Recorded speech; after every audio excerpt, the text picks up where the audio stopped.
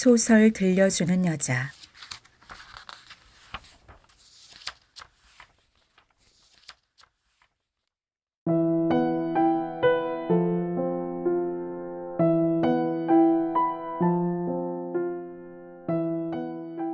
젊은 느티나무. 강신재.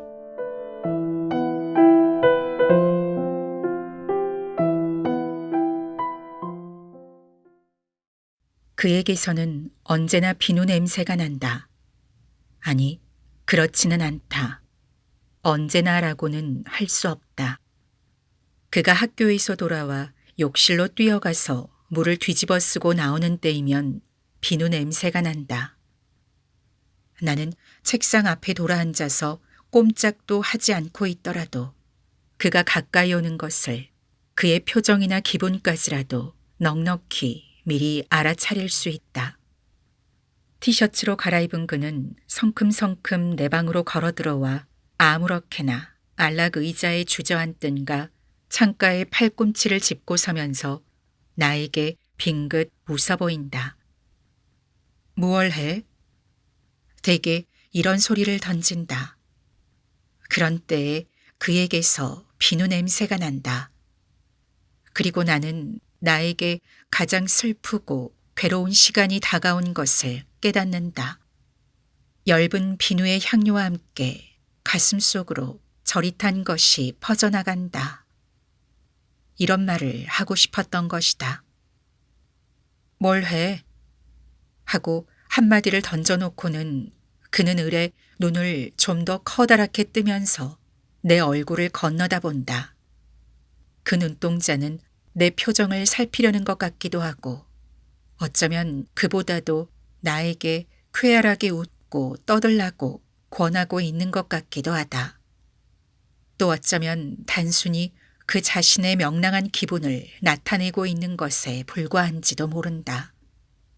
어느 편일까? 나는 나의 슬픔과 괴로움과 있는 대로의 지혜를 일점에 응집시켜 이 순간 그의 눈 속을 응시하지 않을 수 없다. 나는 알고 싶은 것이다. 그의 눈 속에 과연 내가 무엇으로 비치는가?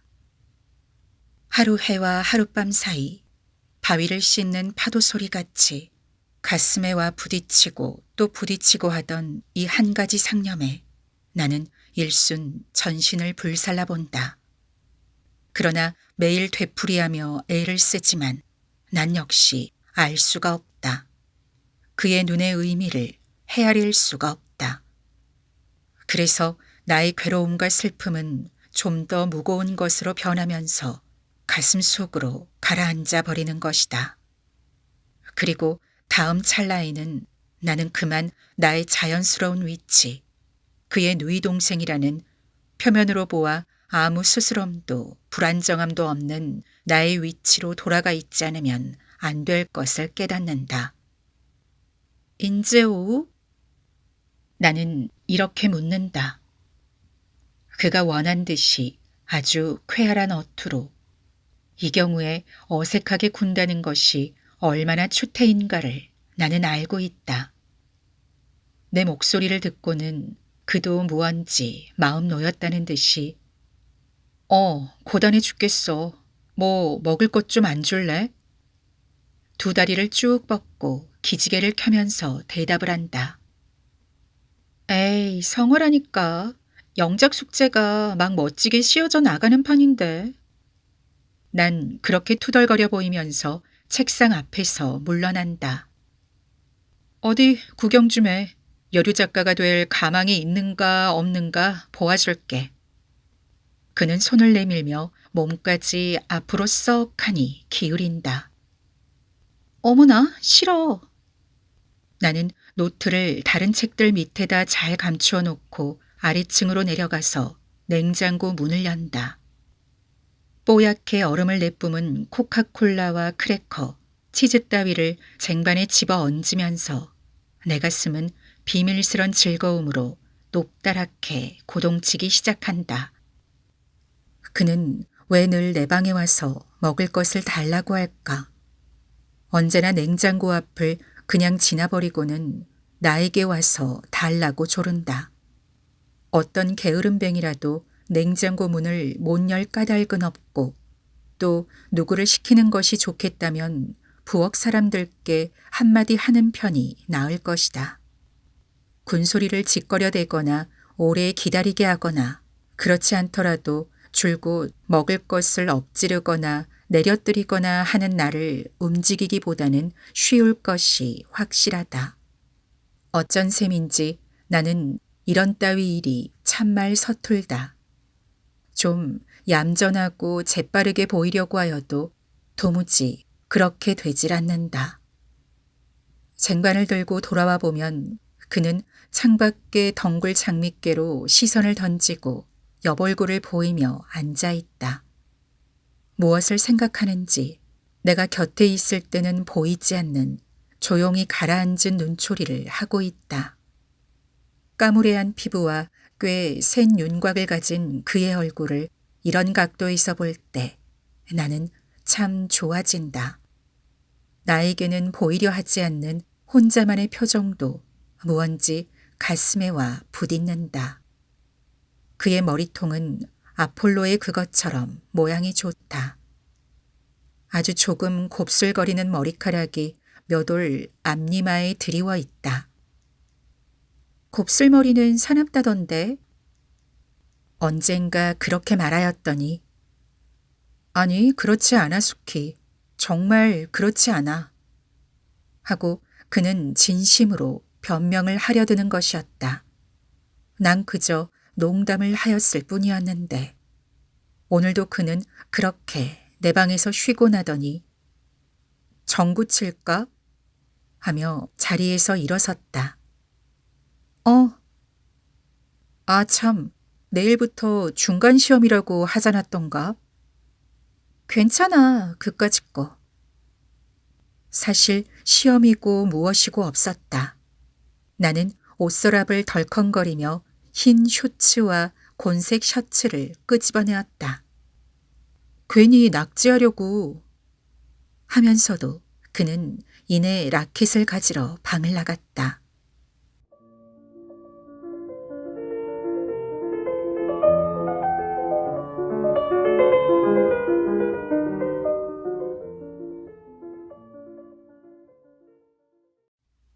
햇볕은 따가웠으나 나뭇잎들의 싱싱한 초록 사이로 서늘한 바람이 지나가곤 한다. 우리는 뒷산 밑 담장께로 걸어갔다. 낡은 돌담에 좀 허수룩한 귀퉁이를 타고 넘어서 옆집 코트로 미끄러져 들어간다.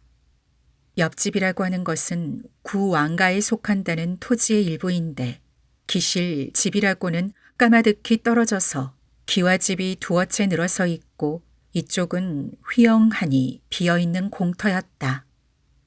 그 낡은 기와집에 사는 사람들은 이 공터를 무슨 뜻에선지 매일 쓸고 닦고 하여서 장판처럼 깨끗이 거두어 오고 있었다.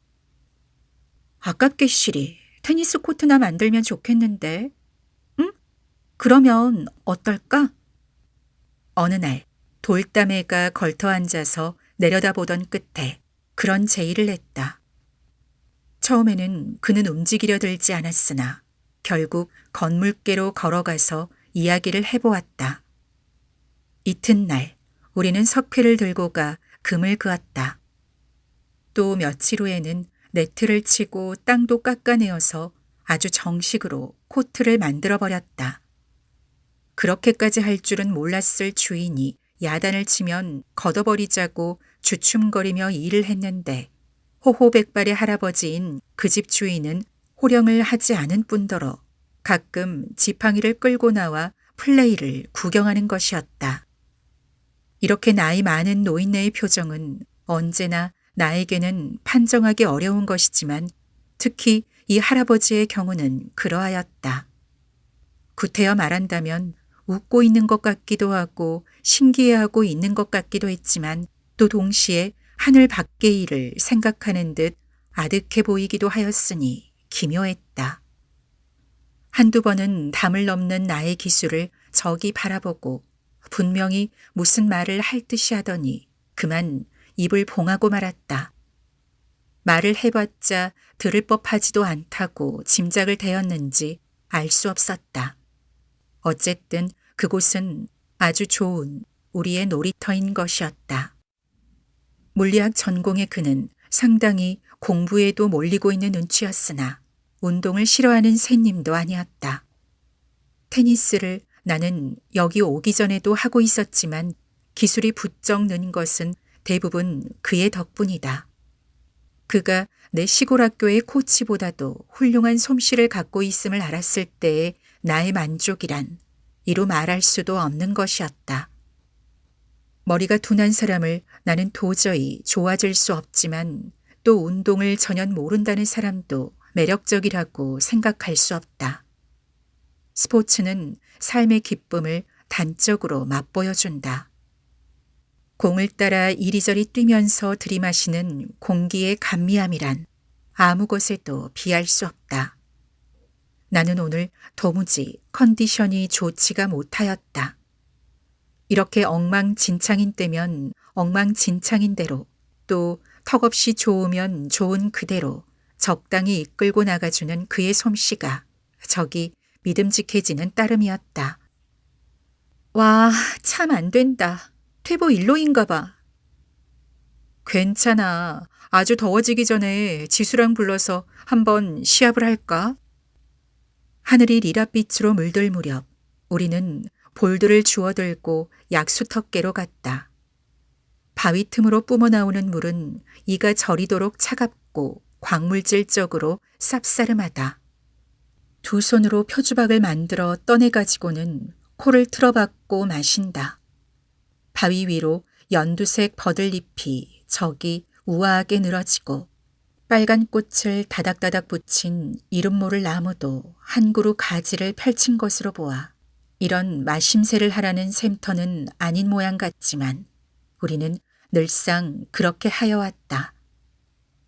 약수라니까 많이 마셔. 약이 효험이나 좀 볼지 않아? 뭐 때문에? 뭐 때문에는 정구 좀 잘 치게 되나 보려고 그러지. 이렇게 시끌던벙 떠들던 샘가였다. 그런데 오늘 바위 언저리에는 조그만 표주박이 하나 놓여 있었다. 필시 그 할아버지가 갖다 놓아준 것이 분명하였다. 오늘부터 얌전히 마셔야 해. 산신령님이 내려다보신다. 정말 한동안 음전하게 앉아서 쉬었다. 그리고 그는 허리를 굽혀 표주박으로 물을 떴다. 그는 그것을 내 입가에 대어주었다. 조용한 낯선 표정을 하고 있었다. 나에게 보이는 일이 없는 자기 혼자만의 얼굴의 하나인 것 같았다. 나는 아주 조금만 마셨다. 그리고 얼굴을 들어 그를 바라다보고 있었다. 그는 나머지를 천천히 자기가 마셨다. 그리고 표주박을 있던 자리에 도로 놓았으나 아주 짧은 사이 어떤 강한 감정의 움직임이 그 얼굴을 휘덮은 것 같았다. 그는 내 쪽을 보지 않았다. 나는 돌연 형언하기 어려운 혼란 속에 빠져들어갔으나 한 가지의 뚜렷한 감각을 놓쳐버리지는 않았다. 그것은 기쁨이었다. 나는 라켓을 둘러매고 담장께로 걸어갔다. 오빠! 그는 나에게는 그런 명칭을 가진 사람이었다. 그것은 나에게 있어 무리와 부조리의 상징 같은 어휘이다. 그 무리와 부조리에 얽힌 존재가 나다. 나는 키보다 높은 담장 위에서 뛰어내렸다. 그리고 뒤도 안 돌아보고 정원 안을 걸어갔다. 운동화를 벗어들고 맨발로 걷는다. 까실까실하면서도 부드러운 잔디의 감촉이 신이나 양말을 신고 디딜 생각은 나지 않게 한다. 발바닥에 징을 박아줄까? 어디든지 구두 안 신고 다니게 말야. 그는 옆에 있는 때면 그런 소리를 한다. 맨발로 풀이를 걸으면 고향에 온 것 같아. 아니, 내가 내 자신에게 돌아온 것 같은 그런 마음이 드는 걸. 나는 중얼중얼 그런 소리를 짓거리는 것이나 저녁 이맘때가 되면 벼란간 거의 수습할 수 없을 만큼 감정이 엉클리곤 하므로 그 뒤로는 왕곶덩어리 할멈처럼 입을 봉하고 아무런 대꾸도 하질 않는다. 시무룩해가지고 테라스 앞에 오면 그 안 넓은 방에 깔린 자색 양탄자, 여기저기에 놓인 육중한 가구, 그 안에 깃들인 신기한 정적, 이런 것들을 넘겨다 보면, 그리고 주위에 만발한 작약, 라일락의 향기, 짙어진 풀레가 한데 엉켜 풋풋한 이 속에 와서 서면 나는 내 존재의 의미가 벼랑간 아프도록 뚜렷이 보랏빛 공기 속에 떠 있는 것을 보는 것이다. 내가 잠시 지녔던 유쾌함과 행복은 끝내 나의 것일 수는 없고 그것은 그대로 실은 나의 슬픔과 괴로움이었다는 기묘한 도착을 나는 어떻게도 처리할 길이 없다. 오누이, 동생. 이런 말은 내 마음속에서 혐오와 공포를 자아낸다. 싫다. 확실히 내가 느껴온 기쁨과 즐거움은 이런 범주 내에서 허용될 수 있는 것이 아니었다. 날마다 경험하는 이 보랏빛 공기 속에서의 도착은 참 서글픈 감촉을 갖고 있었다. 나는 그의 곁에 더 오래 머무를 용기조차 없어진다. 검은 눈을 껌뻑이면서 그는 또 농담이라도 할 것이다. 내게 더 웃고 더 쾌활해지라고 무언중에 명령할 것이다. 그가 내게 해줄 수 있는 일은 그것뿐이다. 오늘 나는 가슴 속에 강렬한 기쁨을 안았던 까닭에 비참함도 더 한층 큰 것만 같았다. 나는 그곳에 한동안 서 있었다. 번들거리는 마룻바닥에 뿌연 발바닥이 남아난다. 그렇게 마루가 더럽혀지는 것이 어쩐지 약간 기분 좋다. 몸을 씻고 옷을 갈아입으면서 창으로 힐끗 내다보았더니 그는 등나무 밑 걸상에 앉아 있었다. 무릎 위에 팔꿈치를 짚고 월계 숲계로 시선을 던진 모양이 무언지 고독한 자세 같아 보였다. 그도 조금은 괴로운 것일까? 그러나 무슨 도리가 있담. 까닭없이 그에 대해 잔인해지면서 나는 그렇게 혼잣말을 하였다. 나는 방에 불도 켜지 않고 밖에서 보이지 않을 구석에 가만히 앉아 내다보고 있었다. 주위가 훨씬 어두워진 연에 그는 벤치에서 일어났다. 그리고 사라지기 전에 한참 내 창문께를 보며 서 있었다. 나는 어느 때까지나 불을 켜지 않았다. 저녁을 먹으러 내려가지도 않았다. 그 대신에 그가 마시다 둔 코크의 잔을 집어들었다. 그리고 가만히 입술을 대었다.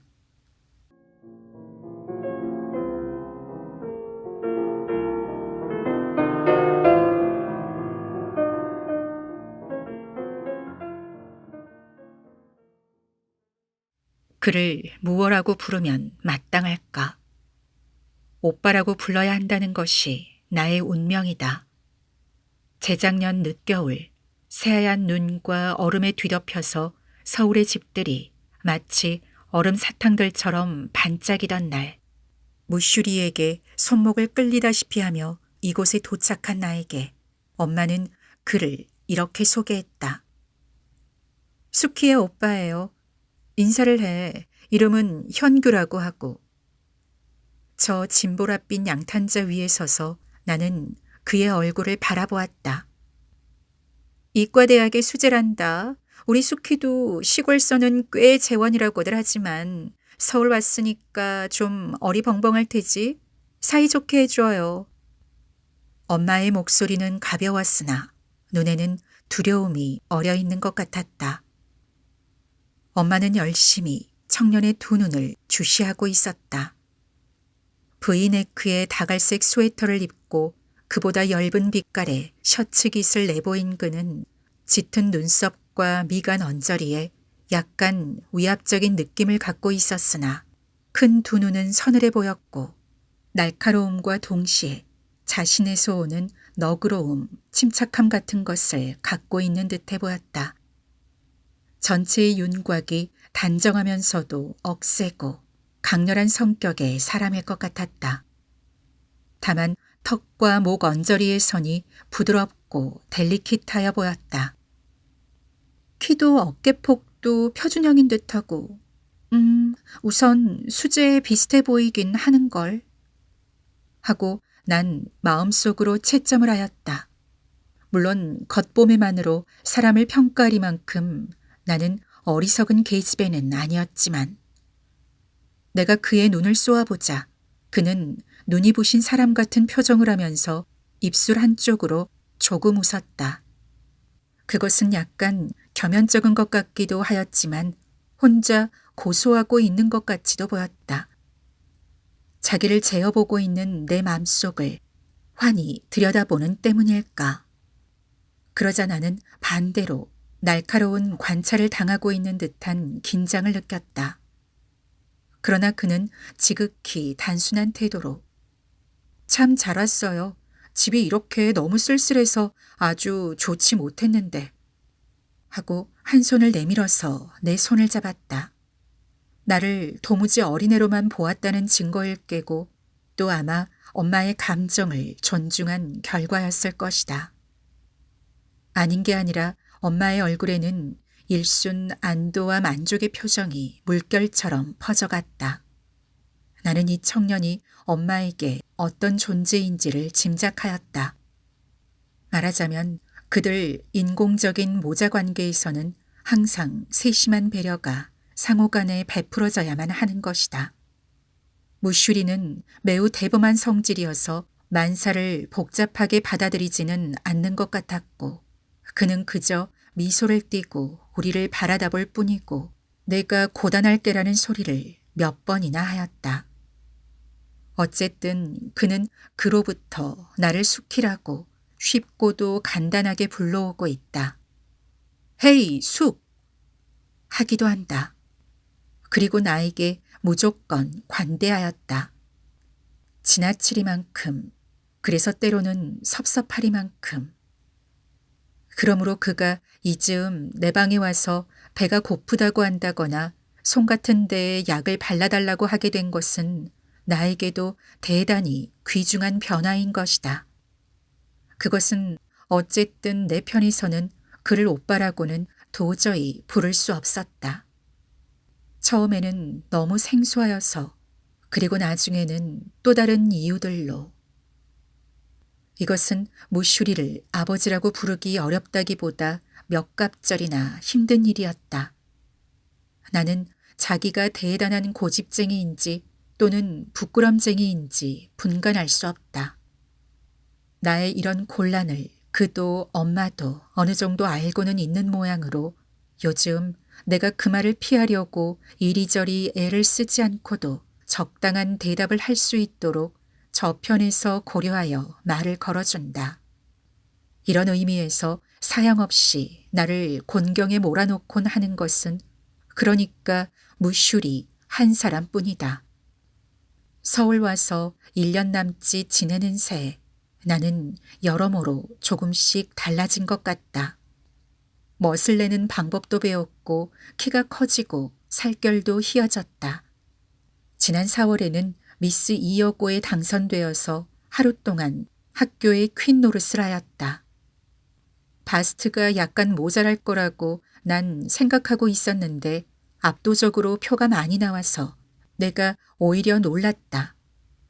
엄마는 좋아서 어쩔 줄을 몰랐고 무슈리는 기막히게 비싼 손목시계를 사주었다.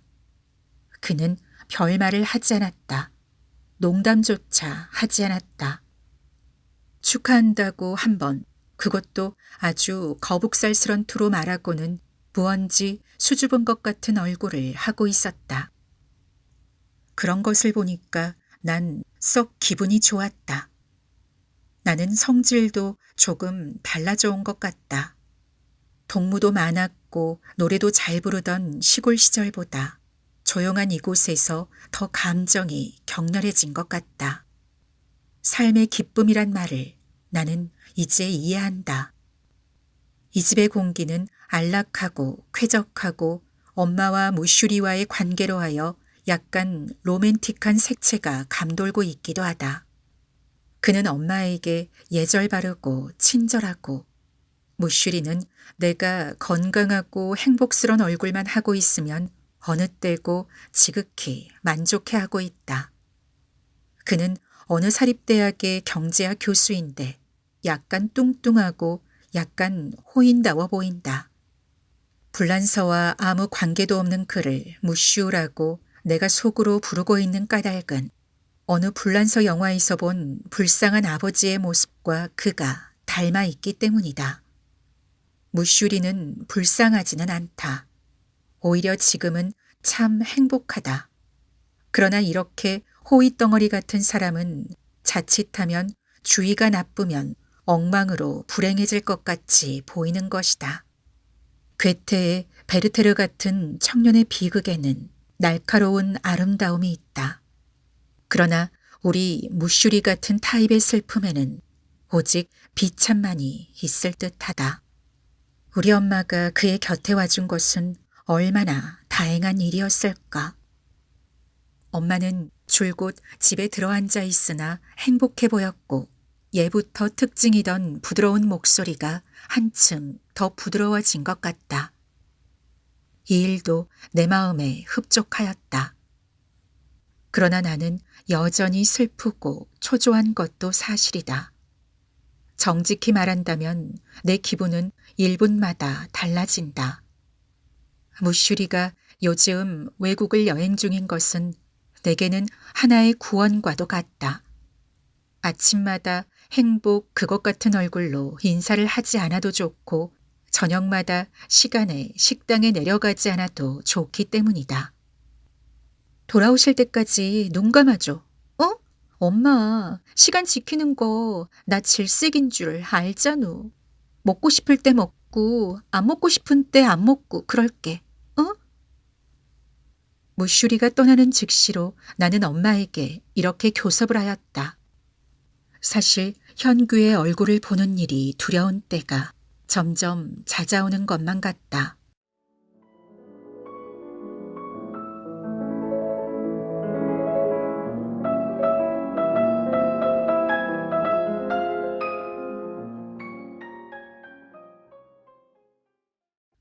아버지에 관하여 나는 아무것도 모른다.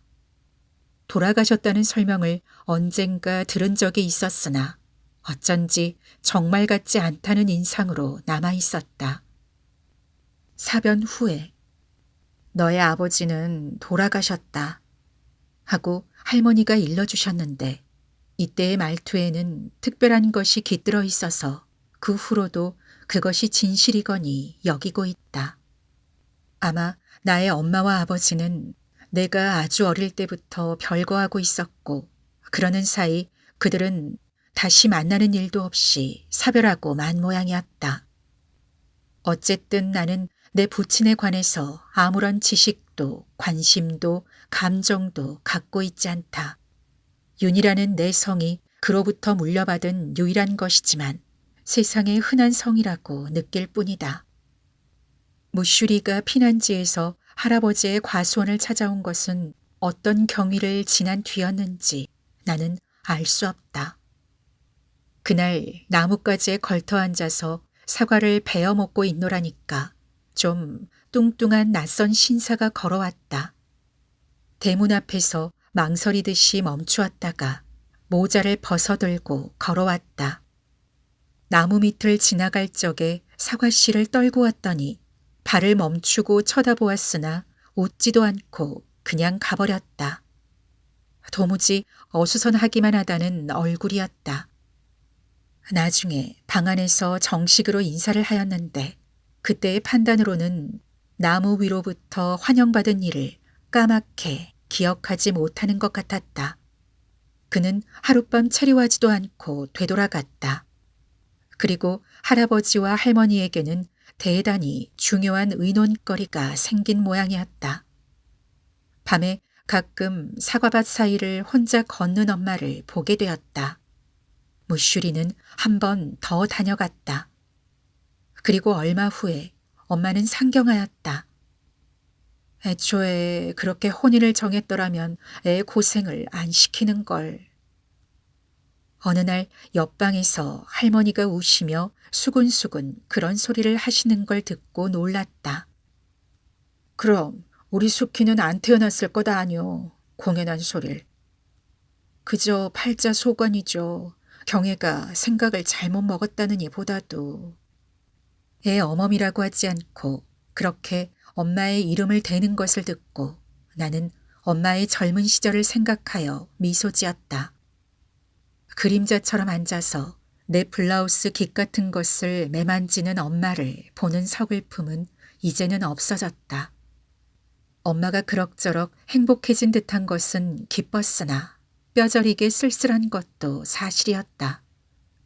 나는 밤낮 커다란 소리로 노래를 부르고 있었다.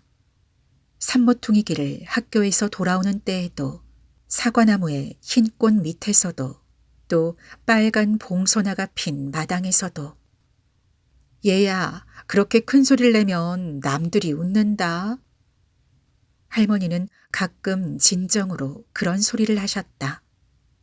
재작년 늦은 겨울 무슈리가 내려와서 나를 데려가겠다고 우겨댔을 때 제일 놀란 사람은 나 자신이었다. 두 분 노인네도 더러 망설였다. 그러나 무슈리의 끈기 있는 태도에 양보를 하는 수밖에 없는 눈치여서 노인네들은 그만 풀이 없었다. 나는 무슈리가 할머니 할아버지에게 무엇보다 엄마가 그걸 원하고 있으니까요. 말은 안 하지만 절실히 바라고 있는 걸 내가 아니까요. 하고 열심히 이야기하는 것을 보다가 그만 빙그레 웃고 말았다. 나보기에 할아버지 할머니는 이미 설복되어서 무슈리가 만약 그 연설을 잠시 끊기만 한다면 이내 대답을 할 것 같은데 그는 마치 그들이 결단코 나를 놓지는 않으리라고 굳이 믿는 사람처럼 애걸복걸을 하는 것이었다. 그가 말을 하면서 나를 힐끗 보았을 때 나는 조그맣게 끄덕여 보였다. 그랬더니 그는 말을 뚝 끊고 벙글 웃더니 손수건을 꺼내서 이마를 닦았다. 이래서 나는 서울 이여고로 전학을 하였다. 나는 생각한다. 무슈리와 엄마는 부부이다. 내가 그를 아버지라고 부르기 어려운 것은 거의 그런 말을 발음해 본 적이 없는 습관의 탓이 크다. 나는 그를 좋아할 뿐더러 할아버지 같은 이로부터 느끼던 것에 몇 갑절이나 강한 보호감정, 부친다움 같은 것도 느끼고 있다. 그러나 나는 그의 혈족은 아니다. 현규와도 마찬가지다. 그와 나는 그런 의미에서는 순전한 타인이다. 21살의 남성이고 18살의 계집아이라는 것이 진실의 전부이다. 왜 나는 이 일을 그대로 알아서는 안 되는가? 나는 그를 영원히 아무에게 주기 싫다. 그리고 나 자신을 다른 누구에게 바치고 싶지도 않다. 그리고 우리를 비끄러매는 형식이 결코 온누이라는 것이어선 안 될 것을 알고 있다. 나는 또 물론 그도 나와 마찬가지로 같은 일을 생각하고 있기를 바란다. 아, 난 행복해질 수는 없는 걸까? 행복이란 사람이 그것을 위하여 태어나는 그 일을 말함이 아닌가? 침대 위에 엎드려서 나는 마침내 느껴 울고 만다.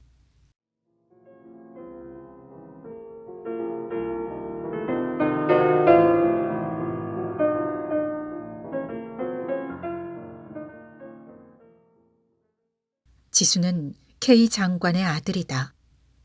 언덕 아래 만리장성 같은 우스꽝스런 담을 둘러친 저택에 살고 있다. 현규랑 함께 전구를 치는 동무이고 어느 의과대학의 학생인데 큼직큼직하고 단순하게 생겨 있었다. 지프차에다 유치원으로부터 고등학교까지의 동생들을 그득 싣고 자기가 운전을 하여 학교에 가곤 한다. 나도 두어 번 그 차를 얻어 탄 일이 있다. 한 번은 현규와 함께였으니까 사양할 것도 없었고, 다른 한 번은 시내에서 돌아오는 길목이라 굳이 싫다는 것도 이상할 것 같아서 탔다. 작은 학생들이 오늘은 하나도 없군요. 나 있는 데까지 시간 안에 오는 놈은 태워가지고 오고 그 밖엔 뿔뿔이 제주대로 돌아오깁니다. 기차나 마찬가지죠.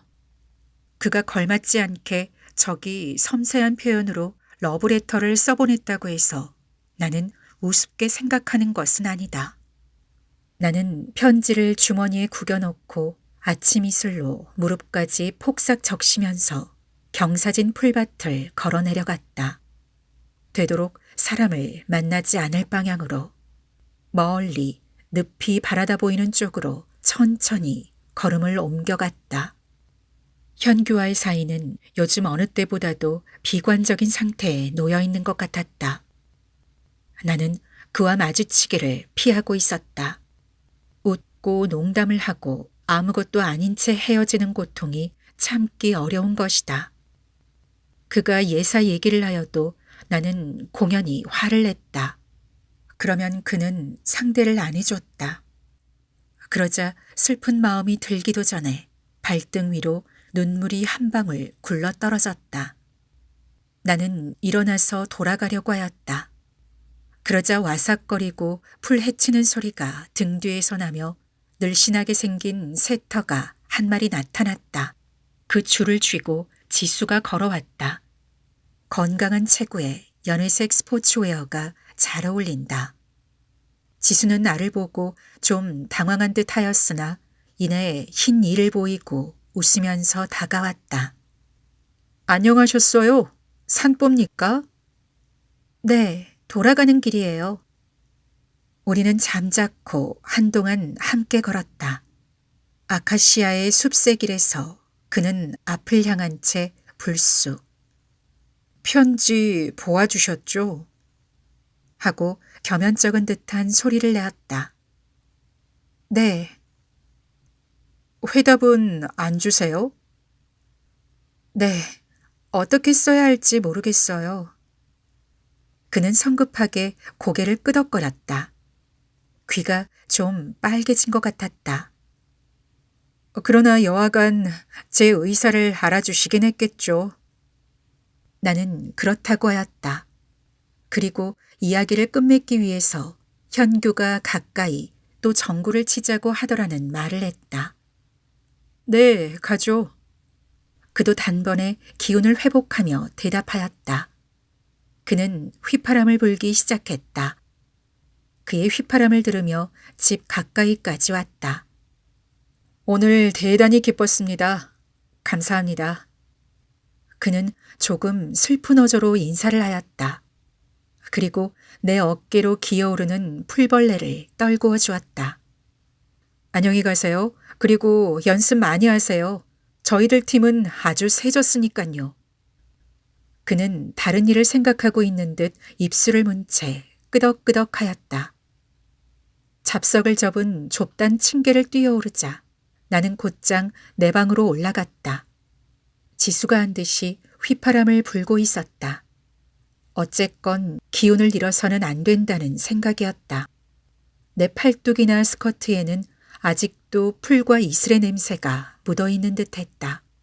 나는 기운차게 반쯤 열린 도어를 밀치고 들어섰다. 뜻밖에도 거기에는 현규가 이쪽을 보며 서 있었다. 내가 없을 때에 그렇게 들어오는 일이 없는 그라에서 놀란 것은 아니었다. 그는 몹시 화를 낸 얼굴을 하고 있었다. 너무도 맹렬한 기세에 나는 주춤한 채 어떻게 할지를 모르고 있었다. 어딜 갔다 왔어? 낮은 목소리에 힘을 주고 말한다. 편지를 거기 둔 것은 나 읽으라는 친절인가? 그는 한 발 한 발 다가와서 내 얼굴이 그 가슴에 닿을 만큼 가까이 섰다. 어디 갔다 왔어? 나는 입을 꼭 다물었다. 죽어도 말을 할까 보냐고 생각했다. 벼랑간 그의 팔이 쳐들리더니 내 뺨에서 찰칵 소리가 났다. 화끈하고 불이 일었다. 대번에 눈물이 빙글 돌았으나 그는 거들떠 보지도 않고 방을 나가버렸다. 나는 멍청하니 창밖으로 시선을 던졌다. 연회색 셔츠를 입은 지수가 숲새길을 걸어가고 있는 것이 보였다. 그리고 조금 전에 지수가 풀벌레를 털어주던 자리도 손에 잡힐 듯이 내려다보았다. 전류 같은 것이 내 몸속을 달렸다. 나는 깨달았다. 현규가 그처럼 자기를 잃은 까닭을. 부풀어 오르는 기쁨으로 내 가슴은 금방 터질 것 같았다. 나는 침대 위에 몸을 내던졌다. 그리고 새우처럼 팔다리를 꼬부려 붙였다. 소리내며 흐르는 환희의 분류가 내 몸속에서 조금도 새어나가지 못하도록.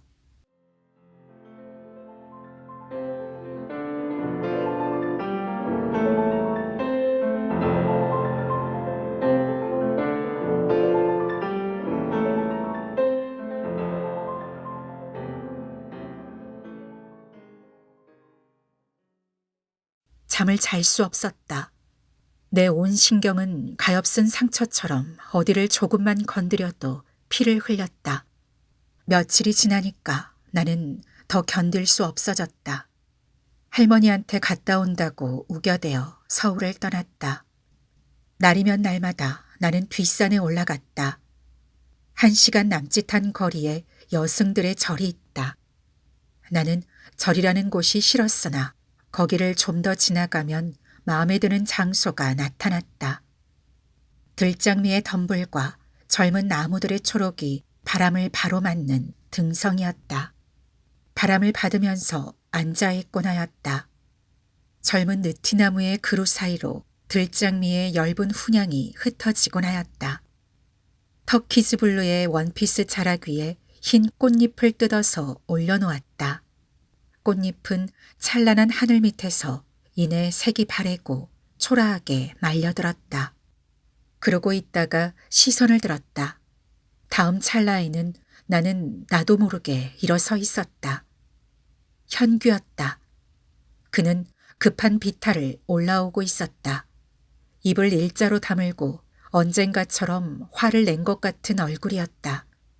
아니, 일자로 다문 입은 좀 슬퍼 보여서 화를 낸 것 같은 얼굴은 아니었다.